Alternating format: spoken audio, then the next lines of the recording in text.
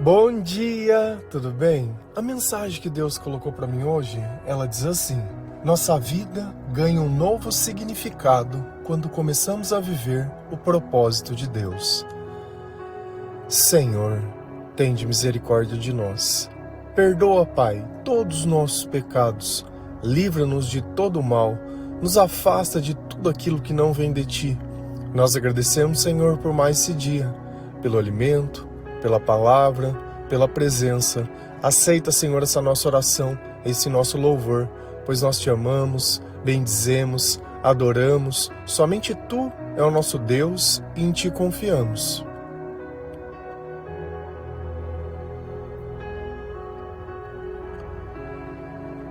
Através dos nossos pensamentos, o Senhor conversa conosco. E quando nós buscamos a sua sabedoria através da sua palavra, nós aprendemos a obedecer essa voz que existe dentro da nossa cabeça e acaba refletindo nos nossos sentimentos. Então, quando nós estamos longe de Deus, a nossa vida é uma eterna busca. Nós temos dependência emocional, nós temos dúvidas, preocupações e confusões. Nós temos dificuldade de comer, dificuldade de dormir e dificuldade de lidar com as coisas que são comuns na vida, com o dia a dia. Então, tudo se torna um caos dentro de nós e nós sempre encontramos uma desculpa para fazer tudo errado. Nós vivemos num processo de autossabotagem, porque é assim que o mal destrói a nossa vida e ele cansa os nossos sentidos. E todos os dias, Jesus, de alguma forma, ele faz um convite para que nós possamos abandonar essa vida de pecado, abandonar essa escuridão que existe dentro de nós. E também isso acontece dentro do nosso coração. É quando a gente passa do ponto falando alguma coisa para alguém, é quando a gente se arrepende de ter dito ou feito alguma coisa. E assim a nossa consciência, ou ela se aproxima de Deus, ou se afasta de acordo com o que nós obedecemos essa voz. Mas o orgulho, o ciúme, a raiva, a inveja, o senso de justiça, isso muitas vezes afasta a gente de Deus, porque nós não queremos aceitar a solução de Deus e queremos aceitar as nossas soluções. Mas a minha vida, ela começou quando eu disse sim para Jesus. A minha vida, ela se transformou. Aquela pessoa lá de trás, depressiva, triste, uma pessoa que colocava a culpa sobre outras pessoas, alguém que não servia para nada. Porque se eu não faço o bem, eu não sirvo para nada. Porque o chamado é amar, não é não fazer mal. E às vezes nós nos contentamos apenas em não fazer mal ou em comparar a nossa vida com pessoas que estão em posições piores. Mas tudo é uma questão de circunstância. Hoje talvez a tua vida esteja de uma forma que esteja confortável, mas e quando o dinheiro acabar? E quando você não puder fugir? E quando já não der mais para viajar? E quando não tiver nem para pagar o aluguel? E quando os recursos se tornarem escassos? E quando não der para comprar o cigarro, a droga, a bebida, e aí? O que vai ser? Então é fácil a gente continuar fugindo enquanto se tem dinheiro, porque o prazer custa. Mas e quando acaba? Aí você vai encontrar um culpado, vai dar golpe em alguém, vai pedir e não vai pagar, é o Pix da madrugada, é sempre alguma coisa. A gente não tem para fazer o básico. Mas, de novo, Jesus ele precisa entrar na nossa vida e o dia que o Senhor te chamar, você não pode ter dúvida. O seu sim precisa ser sim. E não sim é daqui a pouco, sim até depois. Se a gente vai lá em Mateus 4, versículo 18 a 22, a palavra do Senhor ela diz assim: Jesus estava andando pela beira do lago da Galileia, quando viu dois irmãos que eram pescadores, Simão, também chamado de Pedro, e André. Eles estavam no lago pescando com redes. Jesus lhe disse: venham comigo que eu ensinarei vocês a pescar gente. Então eles largaram logo as redes e foram com Jesus.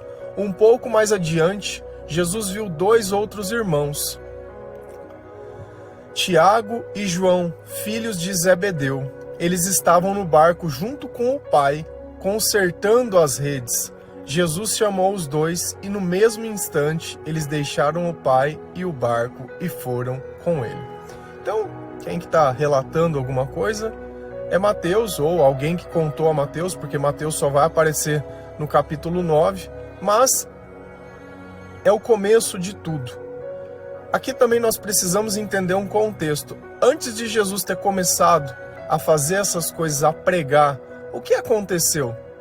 Ele foi batizado e depois foi tentado 40 dias no deserto. E acontece mais uma coisa aqui, ele se muda. Ele se muda para Cafarnaum. E por que ele se muda? Porque existia uma profecia que precisava ser cumprida, que falava terra de Cafarnaum, Galileia dos gentios, um povo que vivia na escuridão viu grande luz. Então esse lugar que Jesus mudou não era uma cidade onde as pessoas todas elas acreditavam, elas eram judeus, mas não, era uma cidade mista. E justamente nesse lugar é onde ele começa a pregar, a entregar a mensagem de Deus, e ele nesse lugar onde as pessoas teoricamente elas não iriam. Se você fosse um judeu fervoroso, você não iria para esse lugar por ser um porto, por ser um lugar misto, por estar perto do mar, tinha muitas culturas diferentes. E foi justamente ali que Deus já tinha profetizado lá atrás, através de Isaías, que é onde tudo iria começar. Tudo na nossa vida tem um começo. A questão é o que nós fazemos quando Jesus ele nos chama. Jesus andando pela beira do lago da Galileia, quando viu dois irmãos que eram pescadores, Simão, também chamado de Pedro, e André. Será que Pedro e André tinham ideia de quem estavam falando com eles? De quem era Jesus? Eles não tinham ideia, porque não tinham ainda se visto milagres, não tinham se visto nada, não se sabia nada de Jesus. Se fosse hoje em dia, talvez pudesse ter viralizado num vidinho, em alguma coisa, mas não, eles não tinham como ter conhecimento sobre as coisas. Tudo que eles podiam confiar era no quê? Era nos sentimentos que eles tinham. Quem será que era aquela pessoa que conversavam com ele? O que será que aquelas palavras causaram na mente deles? E aqui que eu sempre falo para vocês, não adianta a gente tentar achar que os pensamentos são nossos, porque eles não são. Ninguém escolhe ser triste, ninguém escolhe ter depressão, ninguém escolhe sentir ansiedade. Se eu não escolho, não está em mim. Do mesmo jeito você não escolhe se vai sentir calor ou frio. Quando você sai lá fora, você sente o ambiente. Quando nós estamos independentes da onde Deus ele fala que nós não podemos fugir da presença dele, mas eu posso rejeitá-la.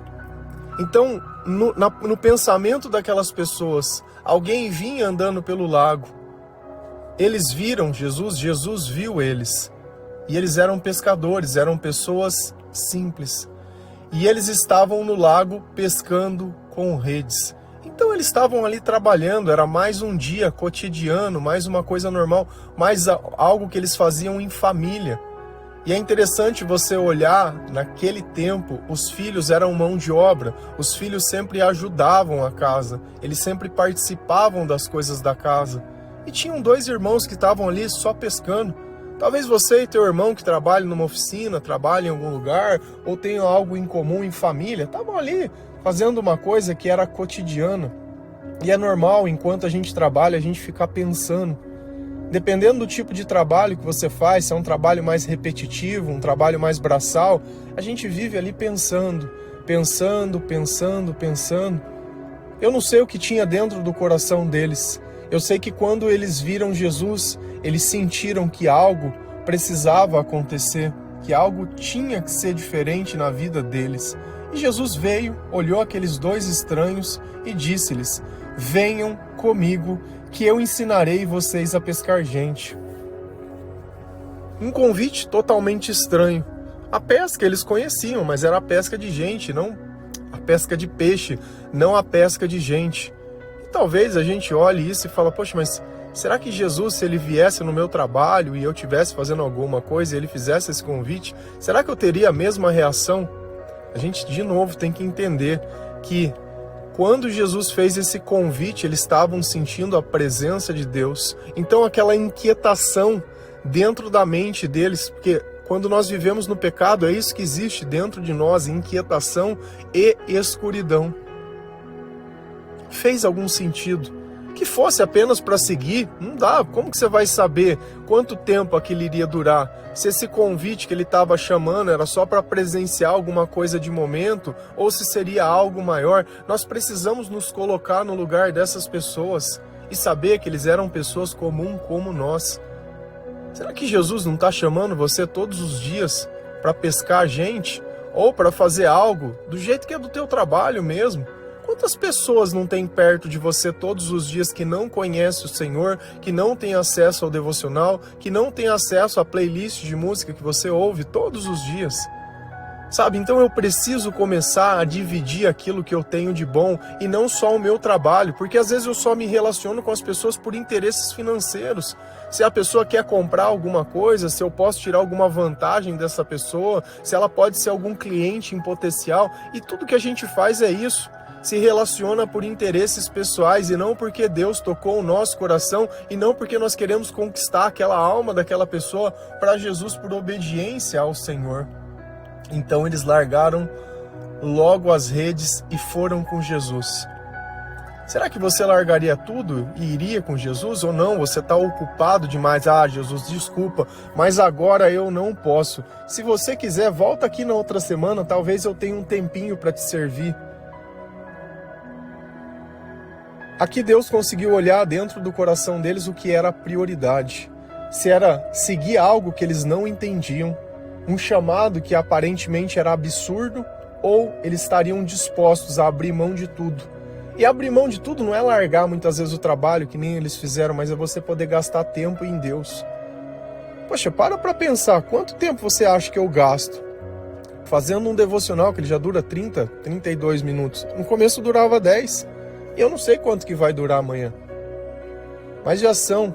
Fora ele, eu preciso de alguma forma pensar numa frase, preciso postar no Facebook, preciso responder os versículos que as pessoas pedem no Facebook.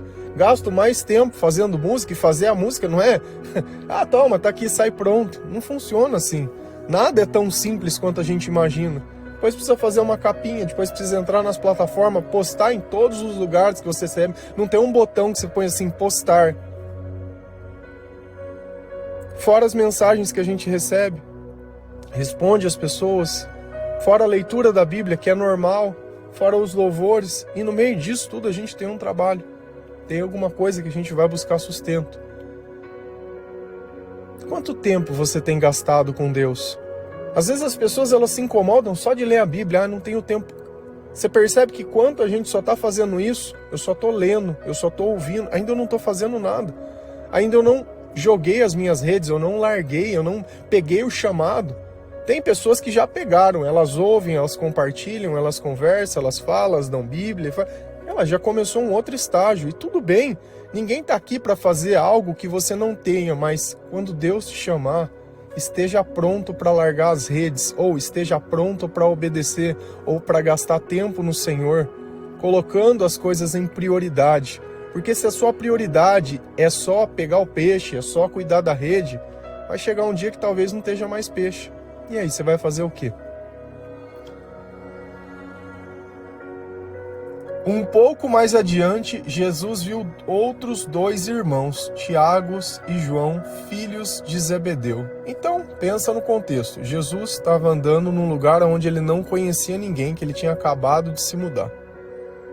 Encontrou 2 pessoas, fez um convite para essas pessoas. Essas pessoas aceitaram e eram pescadores. Então nós temos 3 pessoas andando na praia e ele encontra mais 2 pessoas, que é Tiago e João. E eles estavam fazendo o quê? Eles estavam junto com o pai deles, consertando as redes. Enquanto um estavam usando as redes, o outro estavam consertando as redes que já foram usadas. E de novo, Jesus vê aquelas pessoas, Jesus viu alguém que estava ali trabalhando em família, e ele chega até essas pessoas novamente para fazer um convite. Jesus chamou os 2 e no mesmo instante eles deixaram o pai e o barco e foram com eles. Poxa, 4 pessoas tomaram a mesma decisão. Talvez João já conhecesse Pedro. Talvez no meio daquilo tudo, ao ver os dois, já se tornou mais fácil dizer um sim para Jesus. Porque o problema é o primeiro.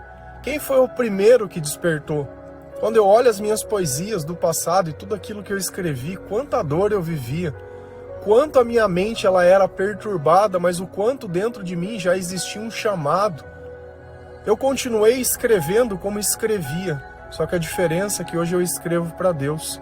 Eu continuei fazendo as músicas que eu fazia, mas hoje as músicas são feitas para Deus. Antes eu sentia a falta de alguém. Hoje Jesus ele completa o meu coração. Antes eu achava que o amor era as pessoas. Hoje eu entendo que Deus é o próprio amor. Antes a minha vida tinha um senso de urgência. Parecia que eu sempre estava procurando alguma coisa, ou precisando de alguma coisa, ou precisava fazer alguma coisa. Hoje eu sinto paz. Hoje eu já não tenho mais pressa. Hoje eu tenho paciência. Eu não tenho ansiedade. Eu não preciso que as coisas aconteçam. Se eu tiver que esperar um pouco mais, que eu espere. Mas o importante é que no agora eu possa cumprir aquilo que Deus coloca dentro do meu coração, assim como eles fazem. Então a prioridade na nossa vida é o reino de Deus. É amar, é servir ao Espírito Santo. Não é segurar as nossas redes ou consertar as nossas redes. Eles largaram a família. Tanto que eles questionam depois Deus, olha, o que nós vamos receber porque nós largamos tudo por você? Eles não pensaram no que eles iriam trabalhar, no que eles iriam comer, como eles iriam se sustentar. Será que Jesus passava um aspecto de uma pessoa rica? Será que Jesus passava o aspecto que ele poderia prover alguma coisa para eles? Ou eles estavam vivendo pela misericórdia e pela graça de Deus? Nem sempre a gente sabe como as coisas elas vão acontecer. Nem sempre a gente entende como vai ser o amanhã, não entende de onde vai vir, não entende nada. Mas a fé é justamente isso. Ontem nós falamos sobre os nossos olhos estar fixos naquilo que não se pode ver. Ontem saiu uma música nova e domingo é o pior dia, entre aspas, que as pessoas ouvem, porque é o dia que elas menos ouvem. Mas eu deixaria de colocar uma música porque não tem uma multidão para aplaudir o que eu faço? Ou se tivesse uma única alma ainda, sedenta do Senhor, já seria um bom motivo. Nós temos que tirar essa ideia de quantidade que rodeia a alma de toda pessoa que se propõe a pregar o Evangelho. O importante é o encontro. O importante é Jesus estar chegando, é Jesus estar olhando para os olhos. Não é a minha capacidade, porque quando nós falamos é o Espírito Santo que fala através de nós. Deus está olhando a nossa obediência e Ele vem lapidando a gente no meio desse percurso, no meio desse caminho. E eu dou graças a Deus por tudo que eu passei, por tudo que eu vivi, por tudo que eu sofri. Porque hoje a glória dele se torna muito maior. Mas é muito maior do que tudo. E para mim não teve um chamado desse onde eu estava fazendo alguma coisa e Jesus passou e foi tão bonito assim. Não teve nada disso. A única coisa que aconteceu quando Jesus passou, eu percebi que já não tinha mais choro, que já não tinha mais dor, que já não tinha mais lágrimas, que os meus pensamentos eles começaram a se encaixar num lugar onde eu não sabia. Quando eu olho o primeiro texto que eu escrevi depois de conhecer o Senhor, e eu era ateu, eu não tinha bagagem bíblica, eu não tinha bagagem de igreja, não tinha nada. Mas existem tantas verdades que é incontestável que existia alguém maior do que eu me ditando aquelas palavras. Então o que eu prego hoje, eu vivi na prática e eu vi sendo ratificado dentro da Bíblia. Outras pessoas relatando os mesmos sentimentos. A gente olha o próprio Paulo e quanta coisa ele fez. Será que Deus não tem chamado você todos os dias e você tem dado as costas para o Senhor? Deus tem incomodado o teu coração para perdoar, para amar, para se arrepender e você tem feito de conta que não é com você, que é o outro que precisa amar, que é o outro que precisa fazer, que você já fez demais. Para Deus nós nunca fazemos demais, porque nós nunca deixaremos de ser pecadores. E cada vez que nós amamos, nós estamos negando a nossa natureza e assumindo a natureza de Deus. Cada vez que nós perdoamos, nós fazemos isso não porque nós somos boas pessoas, porque dentro de nós temos só a justiça, mas a natureza de Deus é a misericórdia e o amor. Se a gente continua lá em João 21, versículo 3 a 6, a palavra do Senhor ela diz assim: Simão Pedro disse aos outros: Eu vou pescar. Nós também vamos pescar com você, disseram eles. Então foram todos e subiram no barco, mas naquela noite não pescaram nada. De manhã, quando começava a clarear, Jesus estava na praia, porém eles não sabiam que era ele. Então Jesus perguntou: moços, vocês pescaram alguma coisa? Nada. Responderam eles: joguem a rede do lado direito do barco que vocês acharão peixe, disse Jesus. E eles jogaram a rede e logo depois já não conseguiam puxá-la para dentro do barco por causa da grande quantidade de peixe que havia nela. Então, vamos entender qual é o contexto dessa passagem. Jesus tinha sido crucificado e ele tinha ressuscitado, mas nem todo mundo tinha visto Jesus. Então esse era o contexto. Jesus sendo crucificado, Pedro tinha negado Jesus, nós temos que levar isso em conta. Eles tinham visto todo aquele horror, mas também tinha um burburinho, onde Maria Madalena tinha dito: olha, eu voltei no túmulo do mestre e eu não vi, a pedra estava vazia, ele não estava lá. E qual foi a decisão que Pedro tomou? Eu vou voltar a ser pescador, já não tem mais sentido eu continuar levando a palavra, já não tem mais Jesus, acabou, eu tenho que voltar para a minha velha vida. E essa é a decisão que às vezes nós tomamos, achando que acabou. Não, acabou, já não tenho mais vida, eu tenho que voltar a fazer o que eu fazia antes. Simão Pedro disse aos outros: eu vou pescar. No meio desse caos, no meio de tudo que ele sentia, de toda a confusão, de se confiar ou desconfiar, ele falou: eu vou voltar a fazer o que eu fazia. Eu não sei exatamente, mas aparentemente eu tenho a impressão, posso estar errado, que foi uns 3 anos que Jesus ele passa anunciando e eles vendo os milagres, vendo as coisas e tudo aquilo, e eu vou voltar. Eu nunca vou deixar de ser pescador, eu sempre vou ser pescador. Então, dentro da nossa origem, se a gente olha Paulo ele fazia barracas. Quando ele ia para os lugares para ele conseguir o dinheirinho dele, ele fazia barraca. E eles foram lá e falou: eu vou pescar. E outros dos apóstolos foram com eles. João, Natanael, tem mais 2 que eu não lembro o nome. Mas eles foram. Nós também vamos pescar com você, disseram eles. Então foram todos e subiram no barco. Mas naquela noite não pescaram nada. Então eles passavam a noite pescando. E eles lançavam a rede, puxava nada. Lançavam a rede, puxava nada. Você imagina o clima dentro daquele barco? Será que eles estavam conversando entre si? Será que eles estavam aflitos? Como será que eles estavam se sentindo? Quando uma pessoa ela termina um relacionamento muito longo, de muitos anos, ou quando morre alguém de dentro da nossa casa, ou quando acontece alguma coisa assim que é muito grave na nossa vida, que não vai ter mais conserto, sabe? Não sei, uma notícia ruim, alguma coisa. Normalmente esses momentos que precedem isso é de grande tensão, é de grande angústia, é de grande solidão. Será que enquanto eles lançavam aquelas redes, eles não estavam pensando em tudo que aconteceu? Como a gente faz, no que a gente deveria ter dito, o que deveria ter feito, ou puxa, a gente devia ter lutado mais por ele. Não sei, eles iam tentar resolver o problema dentro da cabeça deles. E no meio daquilo eles estavam vivendo ainda tentando pescar. Não é isso que a gente faz?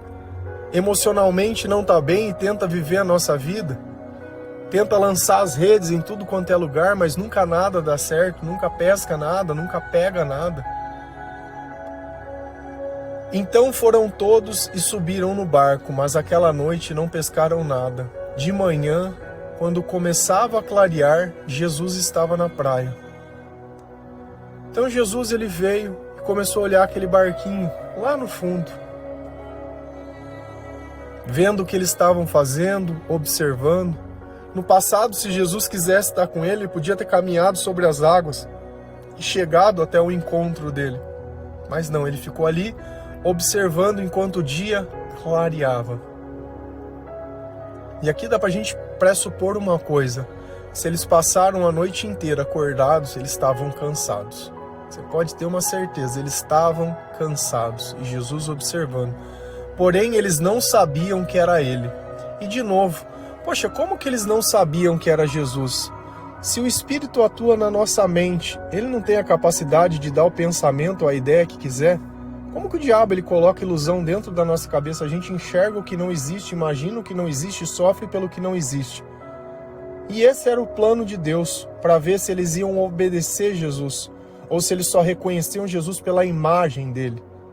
Será que não era o comportamento, ou aquilo que estava em volta de Jesus que dizia que Jesus era muito mais do que um simples homem? Não era a aparência de Jesus, não era o aspecto de Jesus, Jesus não era simpático, Jesus não era bonito. Ah, mas como que você sabe disso? Porque Isaías disse. E eu tenho que ter a humildade de aceitar o que Deus diz da forma que Ele diz. Porém, eles não sabiam que era Jesus. Então Jesus perguntou: moços, vocês pescaram alguma coisa? Jesus, ele tem um costume de perguntar o óbvio. Ele chegava no cego e falava: o que você quer que eu faça por você? Poxa, será que o cego não queria ver? De repente ele queria outra coisa. De repente ele queria dinheiro. De repente ele queria fama. De repente ele queria sabedoria. E ser cego não era um problema para ele. Jesus viu aquele barco voltando vazio e fez a pergunta mais óbvia, mas era a pergunta que mais machucava.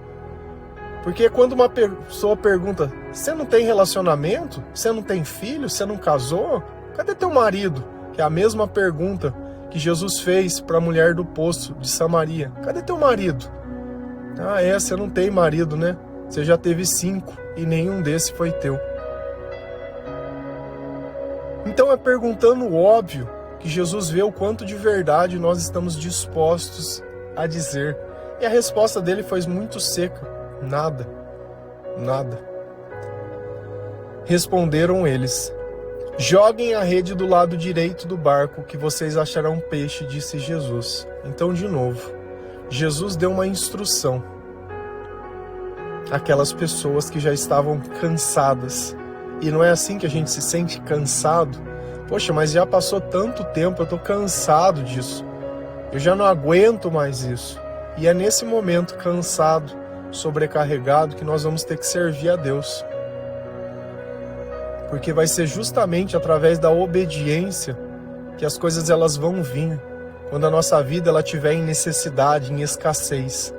Então é fácil não querer obedecer quando você não tem mais esperança, ou quando você está com dinheiro na conta, ou quando tudo está bem. Mas é mais fácil obedecer quando tudo não está. E Jesus disse: olha, joga a rede do lado direito que vocês vão achar peixe.